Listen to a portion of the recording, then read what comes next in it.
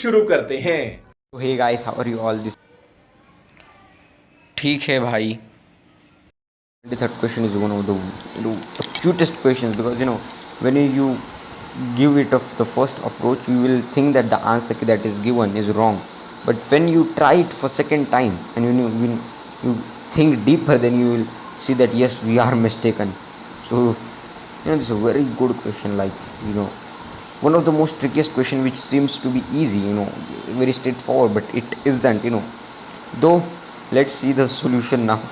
I have given a lot unnecessary introduction to the question, so let's start the question. Okay, so what does the question say? Is a small circular metal disc. Okay, so read the question. Actually, I will tell you in short. Okay, so there is a ball, okay, which is made of something called as what is porcelain. Okay, so porcelain is type of ball that is made with mud, which actually the purpose of giving the porcelain ball is that the charge on it doesn't redistribute when the disc that is being glued, when it is going to move aside. Then after that disc actually moves aside, for example, let's say here there is a disc. Okay, there is a disc here. So when it moves aside, the charge that is actually residing on the surface of that porcelain ball doesn't redistribute on the whole ball. It remains at there. Why? Because it's not a metal, so it doesn't has property to redistribute its charge and make the net electric field inside the conductor zero. So there is no need for it to actually get redistributed, or it doesn't has that property.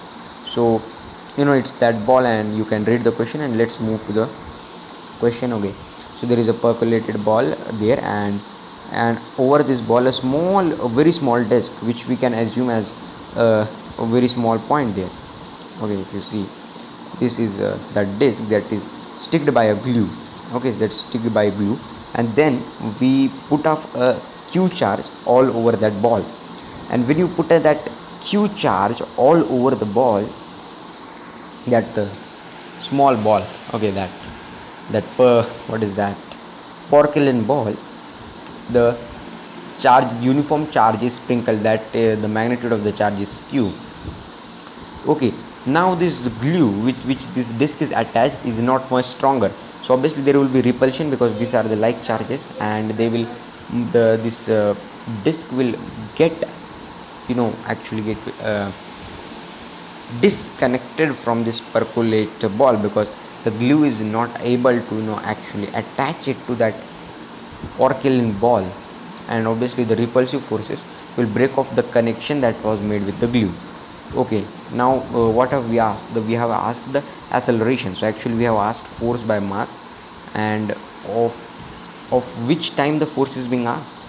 The force is being asked at the time when the glue is totally broken, and the charge is almost ready to go outside this porcelain ball and go farther from that ball due to the repulsive forces. So we have asked the acceleration at just after breaking off from the glue connection. Okay, so it's easy question if you see it properly. Okay, for that actually you need to first see this. Okay, so we all know that whenever there is an equal distribution on a sphere, the inside electric field is 0. So obviously the electric field here inside will be due to two factors. One is due to the disk, that the charge is on the disk, and another electric field, another sector that will be causing the electric field is obviously because of the part of that porcelain ball. Okay, this is the part, the porcelain ball, which doesn't have a disk attached to it. Now obviously the charge is not going to be in this region, because whatever the charge is, that is resided on this disk rather than this part of the porcelain ball. So this part will only have the charge, and so this will result in the electric field in this direction. But now this disk, okay, here I have given in the diagram, here this disk, if you have seen clearly, I have given here, where it is gone. Yes, this is the disk. So actually it creates even electric field in this direction and even electric field in this direction. Now obviously there is an E2 electric field of this part, which I said earlier. The electric field is in this direction, and due to the electric field of this section in this direction, it nullifies the electric field, which is actually the condition. When there is a uniform charge distribution about a sphere, the inside electric field is 0. So for this condition to satisfy, E1 and E2 should be 0, because now E1 is creating some electric field over here. Okay, and we are talking about this point, this just point that is inside the sphere, and the another condition we have taken is the just point that is outside the sphere. Okay, so we all know that the point just inside has electric field 0, and when it will happen, when the net electric field will be 0, and net electric field, there are two elements that are causing. One is a disk, which is causing into this downward electric field, and one is this portion which is causing electric field here. So these two electric fields should be balanced, so E1 is equal to E2. And okay, now what is electric field outside this whole sphere, outside this whole sphere? It's obviously kq by r square. Okay, so here is what I have given. K I have written in the form of 1 by 4 pi epsilon naught, and it's obviously going to be due to this. Okay, now obviously outside this disk is having even electric field, and this the left element has E2, so obviously they will sum because they are in the same direction, so it will be E2 plus E1. And as due to the E net is equal to 0, we have proved that E1 should be equal to E2, so we can actually write the outer electric field as 2E2, which is also equal to 2E1, because E1 and E2 is equal. Okay, so we can write this as this way. Okay, so we can write q by 4 epsilon naught upon r square is equal to E1, where E1 is the electric field that is applied by the element. Okay, the element, which element I'm talking? E2. Let's say E2. Actually we need to find E2 for calculating the acceleration. Why, I will also say again. So we actually need this E2, but it is equal to E1, so it's same, it doesn't affect whether we take E1 or E2. Okay, so this E2 electric field we are considering. So now why we need E2? So obviously when the glue gets off, it's just near, we are taking condition, but here obviously it will be very unclear if I take it very near, so I'm taking it little further in diagram. Okay, so obviously this E2 will cause some force, which will obviously be, this is charge Q on this, and the force will be obviously E2Q. Okay, and I have told you that the resulting field, okay, the resulting field outside, which is equal to q by 4 pi epsilon naught by r square, will be due to two factors, that is these two factors, and obviously they will sum up. I have told it, sorry, I forgot that I have told you.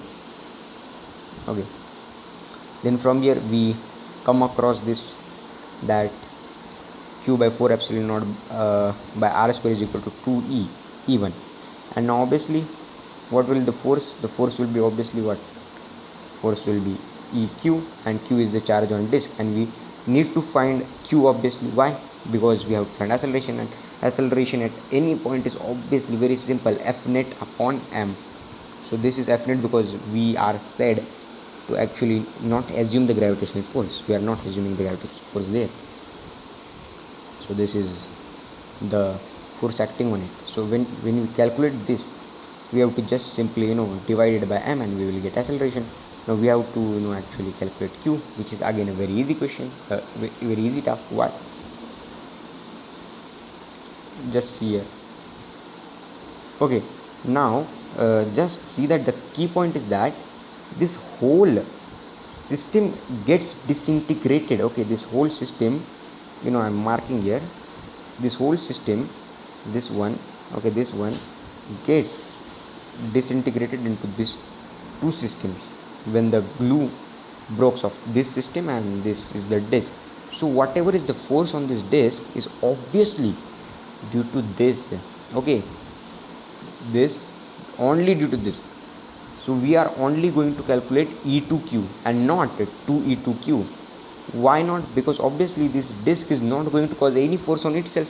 How can any charge cause any force on itself? So whatever is the force after the breakdown of the system, when the glue breaks off, is due to the remaining element of that porcelain ball which has charge, which the small part of that porcelain ball doesn't have charge, because whatever charge was given, that was collected on the disk.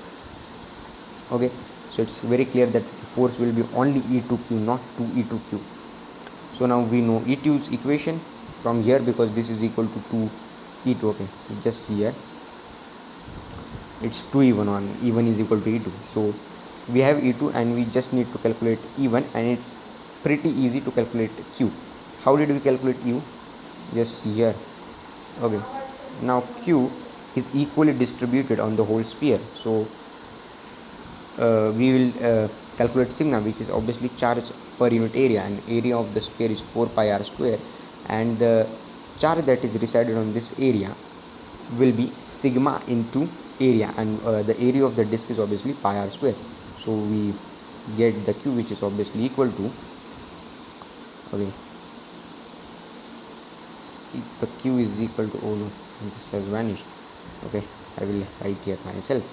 It's Q upon r square upon 4r square is Q. Now just put the value of the small q in this expression. Oh no, I messed up the whole diagram here. No, I'm scammed up. Sorry guys. Okay, so we have the whole expression there. Sorry guys, no problem. I know the equation, so just put, because E2 is equal to kq by r square, and now we are going to multiply it by q, which is obviously going to q upon qr square upon 4r square. So just multiply these terms, and the answer will be obviously,